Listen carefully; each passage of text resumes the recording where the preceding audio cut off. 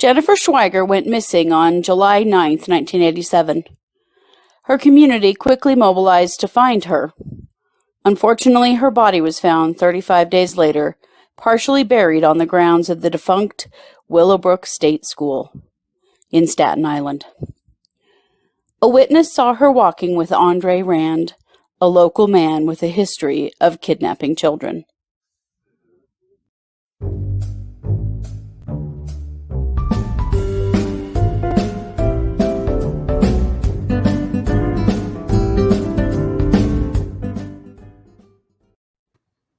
Hey everybody, welcome to True Crime Paranormal with the Psychic Sisters. I'm Christy Brower, here with my sister, co-host, and partner in crime, Katie Weaver. Hey Katie. Hello. How's it going? Oh, it's going well. Well, glad to hear it. Yeah, it's our Tuesday case, and It is. we're all ready. I feel like just wading deeply into the fray. We had a mass shooting event here in Idaho today, so that's I know. in the town my kids live in, so that's worrisome and upsetting, but Yeah. we've managed to steer clear in our state mostly from like major gun violence, and not after today. No, not after It's today. really I know concerning. that was really shocking. Yeah, and for it to be where two of your kids live is not a good feeling at all. Yeah, I knew they were both at work when I heard about it, so I'm like, I know you're safe because you're at work, but holy shit. Yeah. Still, it's very scary. Yeah. Mhm. We're living in a crazy world, and we have a crazy case for you today. Mhm. However, first, as you know, we need to have a word from our sponsor. Yes. Support for True Crime Paranormal is brought to you by Manscaped, who is the best in below-the-waist grooming and hygiene. Ladies, listen up. Manscaped offers precision-engineered tools for you. Wait. I have composed a poem. Okay. There once was a man from Nantucket. Oh! Just kidding. Shaving your balls can be dicey. Quality razors are pricey. The answer is simple. It's like popping a pimple. Type in the code and get the Lawnmower 4.0 E. Ooh, okay. Well, get 20% off and free shipping with the code TrueCrimeParanormal at manscaped.com. That's 20% off with free shipping at manscaped.com and use code TrueCrimeParanormal. Experience premium grooming with Manscaped. Thanks. Limericks are hard. Don't quit your day job. Well, really don't, because this is kind of it. Yeah. Yes, it is. And speaking of day jobs, we have a story for you. We have quite a story for you. I'm going to start this story by talking about the Willowbrook State School. And this is on Staten Island in New York City. And this school functioned from 1947 to 1987. And in the time frame that we are concerned about, it was a school for people with developmental disabilities, particularly children. This is back in the day when people were told if their child was born with a profound disability, that they should put them in an institution and forget they were born. Yep. It is a horrifying thought. But that was even still going on in the 70s. Yes, it was. Most definitely. We had a baby brother that was born profoundly disabled. He had a really serious birth injury, and he died at 4 months. But before then, multiple people had told our parents that they really just needed to institutionalize him, that would be better for everyone, which is something our mother would have never in a million years done. No, but, and better for everyone? Yeah. What? Yep, she was told that several times. It was just... I think she was still pissed about that to her dying day, honestly. She was. And me as well, honestly. I feel like it's part of what spurred me on to become a social worker, was that idea, Yeah. So you may remember the name of this school because it did gain some pretty national infamy. Geraldo Rivera did an expose on this school, and there were actually several people that got involved trying to get the government to see what horrible living conditions there were for the residents at the Willowbrook State School. And it is horrifying. If you look it up, you can watch, you can see video and photos and things. It was very, very bad. They were intentionally injecting children with hepatitis to do studies on them. Yes, giving them hepatitis A, because they were all getting hepatitis A once they entered the school, if that tells you anything about the living conditions, which were horrendous. Yep. So they decided to just give them Hep A so that they could study them. That alone has been called the worst medical abuse of children to date in this country. Yes, horrible, absolutely unreal. So in the 80s, the school started shutting down, and by 1987, it was completely closed. But the number of people in it got smaller and smaller and smaller. Lots of people who were living there were farmed out to group homes, and we're not even going to get into all of that. I just want you to understand this place, okay? Well, yeah, Kennedy called it a snake pit when he toured it. And, that kills me because he was the president of the United States. Senator Robert F. Kennedy called it a snake pit. But still, why could he have not done more? Well, he made a bunch of recommendations about things that he wanted to see fixed and changed, but then it seemed like the follow-through just wasn't there. They just didn't do it. Didn't do it. So this place has been known as a pretty horrendous place for a long time. So in the 80s, as parts of it were shutting down and some people were being released from there and they didn't need as many employees and things like that, some homeless people kind of started living around in the area, on the grounds, in the parts of the buildings that weren't being used, in the tunnel system underneath, which, holy shit, why is there always a tunnel system? Why? So that brings us to the murder of Jennifer Schweiger. So Jennifer Schweiger was 12 years old, and she went missing on July 9th, 1987. Jennifer was a young lady with Down syndrome. And her community, they came together like no other to find her. So she didn't live there? She did not live there, no. Okay. She just lived in the neighborhood with her family. They searched for her for 35 days, and eventually her body was found partially buried on the grounds of the Willowbrook State School.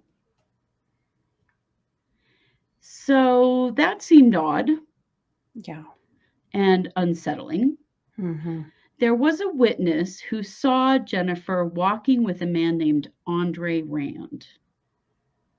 So Andre Rand had been a janitor, a custodian, an orderly, and also a physical therapist, which I think must mean just some kind of an aide or assistant at the Willowbrook State School. He worked there for a couple of years. And then seemed to be camping out and living on the grounds as the school was shutting down. So, of course, the community goes crazy. Here's this guy. He's a pretty odd dude. He was seen supposedly walking with Jennifer. Her body was actually buried only about 150 yards from his camp. There on the Willowbrook State School grounds. So in 1988, Andre is charged with the kidnapping and first-degree murder of Jennifer Schweiger. The problem being that they have absolutely no evidence against Andre at all, except that someone said he saw him walking with Jennifer Schweiger, and people thought he was weird and creepy. I mean, that literally is it. That's all they've got. So the jury comes back and they can't reach a verdict on the murder charge because there's no physical evidence at all. But they do convict him of first-degree kidnapping. So he is sentenced to 25 years to life in prison and starts serving his time. Well, in the 80s, in the late 70s, early 80s, there was this urban legend, we'll call it, of someone called Cropsey. And why they're called Cropsey, I don't know. I can't find where that came from. But it was this supposed person who was involved in Satanism and stole children for sacrifices and, that kind of urban legend, scary stuff that we all grew up with stories like that, right? So some people are starting to question if maybe Rand is Cropsey. Maybe this was really going on, and I'll tell you why. Because although Jennifer Schweiger was killed in 1987, these disappearances in the area started in 1972. Oh. So in 2004, I'll get to that in a second. In 2004, Andre Rand is brought to trial again, and he's charged now with the kidnapping of Holly Ann Hughes. And Holly Ann went missing in 1981. She was 7. She went to the store to buy a bar of soap, which seems like a weird thing to send your 7-year-old to do, but I guess it was 1981. At the time, there were no witnesses. There was nothing. So then around 2004, this witness comes forward and she says she was Holly Ann's friend and that she was with her and that she saw Andre Rand pull her into his Volkswagen and drive off with her. So at the time, of course, she's missing. There were eyewitnesses that said they saw Holly Ann with Andre Rand. The problem is that these are a lot of people with substance abuse issues, and there's real question about how much they would remember 23 years later. Sure. So it's not really known for sure. Like, again, there's no physical evidence against Andre Rand at all. It's that some eyewitnesses are saying they saw him with her, and he's a weird, creepy guy. So we're back to this. He's the weird, creepy guy in the area. He must have done it. So he is convicted again of kidnapping Holly Ann Hughes. Now, Holly Ann's body has never been found. And so they didn't charge him with murder because they don't actually have any proof of murder. He's now been sentenced to another 25 years to life in prison. That's to be conserved consecutively. So that's after the current sentence that he's serving. So he won't become eligible for parole until 2037, which is when he would be 93. Okay. So he is believed to be a serial killer. Sure. But he's not convicted to be a serial killer, and there's no physical evidence at all.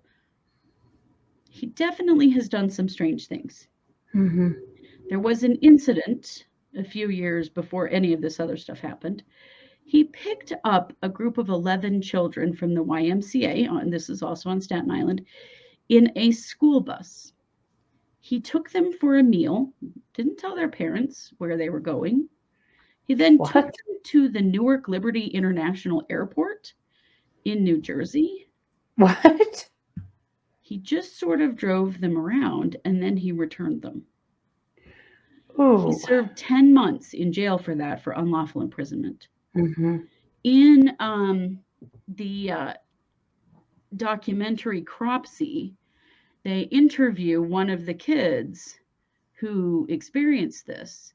And he said that he didn't realize he was being kidnapped. Neither did Sure. any of the other kids with them. He said no one was scared. No Yeah. one acted freaked out. He said they were just little kids. They had no idea. Right. But he looks back on it now and he thinks that Rand just sort of bit off more than he could chew in that moment. Mhm. And that he realized partway through that he'd made a huge mistake and that this was way more than he could handle. And so he basically aborted the mission, so to speak. But yeah, this guy says he looks back on it now and he realizes that he and all the other little kids with him, they had no idea. They were kidnapped. Yeah. And they didn't even know it. Didn't know it. Yeah. Wow. So that had happened prior to all the other things. So there are definitely some things pointing to Rand. And that maybe Rand is Cropsey. Maybe Rand is the thing that goes bump in the night to be afraid of. Mm-hmm. Let me tell you about the other crimes that he is suspected of. In 1972, 5-year-old Alice Pereira, she vanished after being left alone for a short period of time by her brother. They were playing in the lobby of a building. This was also on Long Island. Mm-hmm. There were some people who said she may have been seen in one of the parks. Andre Rand is the prime suspect in this case only due to his previous criminal record. Alice was never seen again. Her body's never been found, and there's no evidence at all against Andre Rand.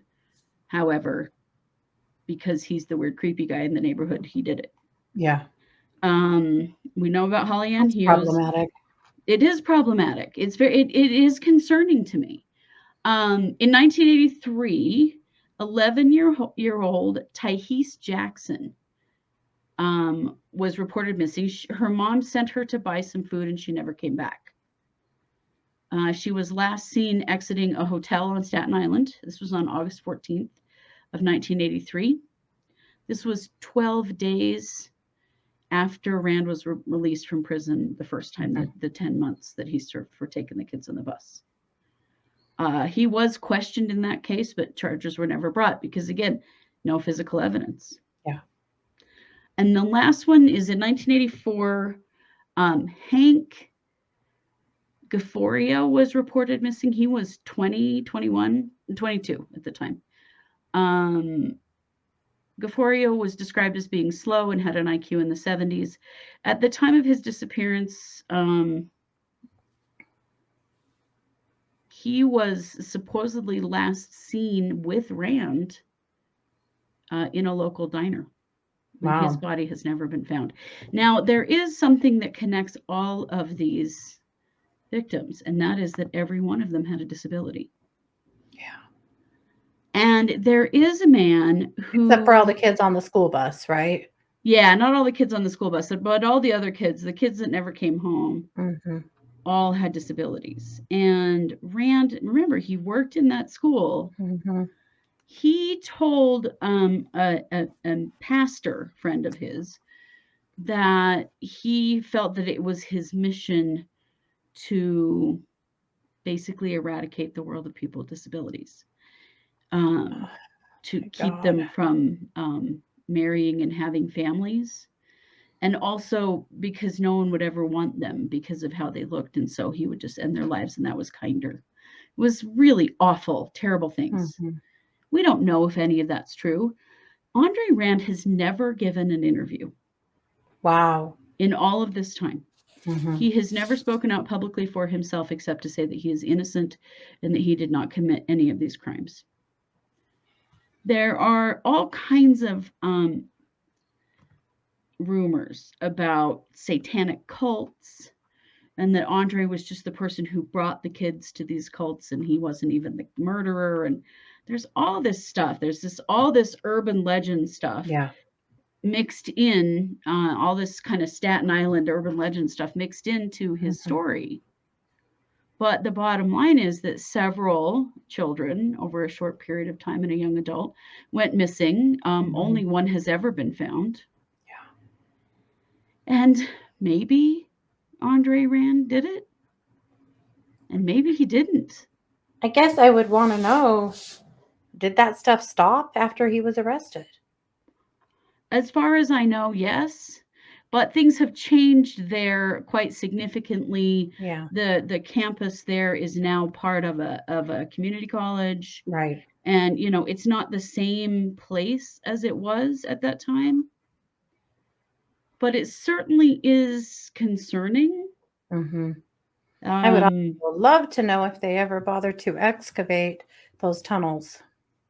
well, there is a group of people that have been digging that actually they're the ones, this group of people, was someone in that group that actually found Jennifer Schweiger. And they have been looking, they have found other bodies there. Yeah. See, that's what I'm And thinking. they Yeah. continue to look because these other children have never been found. They actually continue to dig and look to this day, are out there looking in case. Ooh. It's a crazy situation. It really, Yeah, it is. It's horrible. And of course, It's hard because he's guilty of some of that, but he's not guilty of all of that. And it Right. gets really dangerous in a community when we have a dustbin suspect that every Yeah. bad thing that happens, we blame on them, because that means you have other people in your community that are getting away with this. Right, exactly. And I thought that people were innocent until proven guilty, and there is no hard evidence against Andre Rand in any way. There is no physical evidence that he did any of these things. Right. Just eyewitness people, right? Just witnesses who said, Just witnesses. I saw him. And in that second trial, there were magically a lot of witnesses that hadn't been around for the first one, that suddenly saw lots of things regarding Holly Ann Hughes. And there was this big push to try Andre so before he could seek parole, so that he would have a longer sentence, because they wanted to make sure that he's never released. Which maybe that's the right thing for the community. I don't know. This case makes me really uncomfortable. Like, where are his legal rights, And that's why he's never been convicted of murder, because there's never been any evidence that he actually committed a murder. Right. And, being seen with a young child right before they go missing certainly is not a good thing. Yeah. Does it mean that he kidnapped those children? I don't know. Yeah. But I agree with you that, chances are good that he didn't commit all of these crimes. Yeah. That there's somebody else out there, getting away with something. I don't know. I just found this story very interesting. And the whole idea around the urban legend and sort of the idea that, oh, well, this is the answer. This is going to solve, the Cropsey, hysteria. It just doesn't track for me. So horrifying all the way around. Yeah. The thought of that little girl, just that little Downs darling. Yeah. Yes, Jennifer. Yeah. And just the thought of these kids, Jennifer Schweiger's family and Holly Ann Hughes' family, feeling like maybe they got some justice, but they don't really know. Yeah. And these other families whose children have never been found. Yeah. And he's never been convicted. He never will be, because they don't have enough evidence. The fact that they were able to convict him on Holly Ann Hughes is honestly stunning. His attorneys were in the documentary Cropsey that I saw, and they were just stunned, that a jury would find him guilty on the tiny, flimsy little evidence that they have. So, they just really needed a boogeyman. The jury really needed a boogeyman. Yeah. Boy. They did. And there was a lot of talk about the way that he's portrayed in the media, and about, that he's kind of creepy looking, and he would he said some creepy stuff. He did. And done some creepy stuff. He would sort of freak out and sort of foam at the mouth and stuff. And no one was sure if that was a real, like, seizure, or if that was on purpose to, I don't know, make himself look crazy. We don't know. And because he's never given an interview, he's never talked about any of this to anybody. Wow. Which is wild. And well, yeah, because usually once people are behind bars for a certain amount of time, they'll start squealing. And he hasn't. Yeah. Now that does not mean he's innocent. There's been some real manipulative stuff where he has promised to give interviews and then refused to, and there's some game playing that's definitely gone on. And he's not a good dude. No one's saying he's a good guy. I mean he's clearly got some issues, but yeah, I don't know, you guys. I don't want to see people convicted of crimes they did not commit. No. And if there's a question, I don't want to see that happen. That means our legal system is broken. Yes, it does. And of course, it means that you still have bad guys on the loose that are not being investigated. That's the really hard part, when law enforcement makes or the community or the prosecutor make a snap judgment on who they think is guilty for something without evidence, or enough evidence. All of their focus goes there, and it may not be the right place. Yeah, I think cases like this are very dangerous for communities. They are. Well, and the way that he was portrayed in the media really just gave everybody the idea that he definitely did it. Yeah. But when you look at the cases they have against him, they are so flimsy.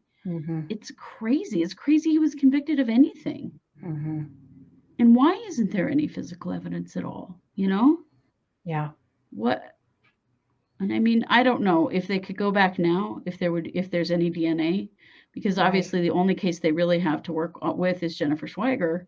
Right. I don't know if there was any DNA or anything, that was in 87. And so things have changed a lot forensically.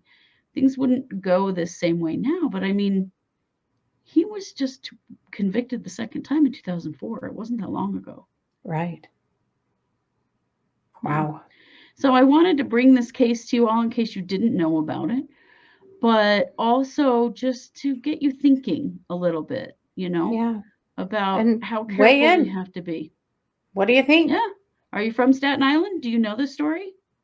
If you are, you're probably going to come at us, but probably, okay. I mean, we can't give every minute detail, but these are the basics. But opinions welcome. What do you guys think? Yeah. Tell us what you think, Were you around for these trials? What do you think about them? What I'm reading is just, and what I've seen in the documentary that I watched, it's terrifying to think that someone could be convicted of kidnapping on such tiny evidence. Yeah. So, would love to hear. Yeah. What y'all think. Yeah. Okay. Well, this is our Tuesday case. We will, we have Spirit School tonight. Yes. Yep. For those of you in Spirit School, 7 p.m. Mountain. And then we will be back with another case for Wednesday and be back for our live stream on Wednesday night at 7 p.m. Mountain. And we'll be back for the Psychic Hour on Thursday. And that will also now be 7 p.m. Mountain because our football aunt duties have ended for the year. So we're moving the show back to 7. Yeah. Yeah. So we have lots of great stuff coming up this week. So be sure you stay around. Don't forget to like, subscribe, share, comment, all that good stuff. This has been True Crime Paranormal with the Psychic Sisters. Thanks for being here. Take care.